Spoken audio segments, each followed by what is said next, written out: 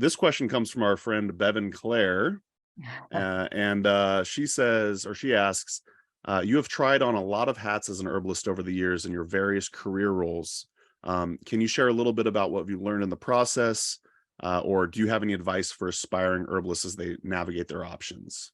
Gosh, you can always rely on Bevin for a deep and searching question. Yeah. It's a very good question, and it's true that I've worn a lot of hats as a herbalist. I'm one of the it used to be a more rare breed. I think there's a few more of us now, but I've made my entire life and living as a herbalist. I went to herb school, that was it. I went to college. I went to herb college, and I did my undergrad. Well, it was 4 years. It wasn't a degree at the time. It is now in the UK. After 15 years of clinic, I went on and did my master's. But through all of that, yes, I've been a clinician. I've been a farmer. I've been a product developer. I've been a retailer and a wholesaler. I've been an educator. I ran the herbal department for 12 years at the naturopathic school. And I'm a horticulture therapist, so I do outdoor healing work in the garden. I design therapy gardens as a consultant, so I design other people's gardens. So I do many hats. My advice, honestly, I mean, I'm a double Gemini, so I'm like lots of fingers in lots of pies. I don't know that it's always served me that well. I think that you can often go a lot further, at least in building some financial security, if you knuckle down and do one thing and do it really well. I tend to spread myself a bit thin. I have a lot of fun. I have a great quality of life, a great community, but I have not really found the one thing that is the only thing I want to do in herbal medicine. I kind of want to do a bit of all of it. So I'm not sure if that's a helpful answer to Bevin's students, because it is something, what I would say perhaps is that as a clinician, I have found a specialty, which for me is holistic cancer care, holistic oncology. And I do think that having a specialty in clinic is really great, because you should be a generalist first. You should get a whole lot of stuff under your belt to, not to be afraid of whatever walks through the door. But when you've found a particular niche of medicine that really gets your attention, whether it's dermatology or gynecology or cardiology or pediatrics or whatever, it's great to go really deep, because you can't be good at everything.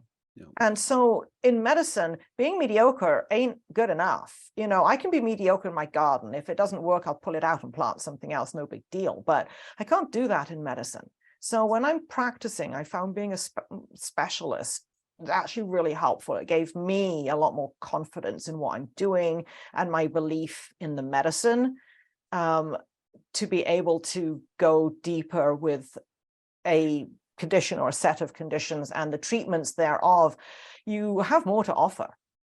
So I have a general practice. I see all sorts of things, but cancer care is 80+%.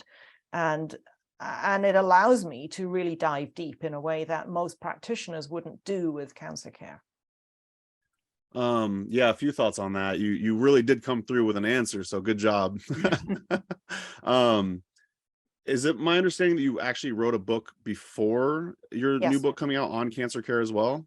No, my first book was written 20 years ago. It was on fibromyalgia. Oh, okay. Yeah, and I've just got the rights back. That means it's gone past its 20-year mark, and I might get round to redoing it and putting it out again. It sells now as a download off my website. It's actually out of print, and there's still lots of useful bits in it, but I think it could do a good refresh and update now 20 years later. So yes, for many years fibromyalgia was my clinical specialty, and then I basically burned out of clinic after about 15 years. I felt like I was helping a lot of people, but I wasn't learning a ton anymore. Clinic had become a bit of a grind after 15 years. And I knew I could help people, asthma, eczema, menopause. Yes, I've got herbs, but what was it doing for me? It wasn't really stretching me in the way that was engaging anymore. So that's when I went back to graduate school and landed in the holistic oncology arena after 15 years of general practice. Yeah, I think that's a great answer. Start broad and then try to find a niche. I'm sure a lot of the herbal anti-capitalist community don't really know this saying, but they say like the riches are in the niches. Have you ever heard that I before? didn't know that either, But yeah, I think that's really smart, you know, and why not pursue some sort of niche that you find really fascinating, and you know, or you have personal experience with, so you want to help the world in that way. So right. I will let Bevin Clare know. So yeah, that was a good question.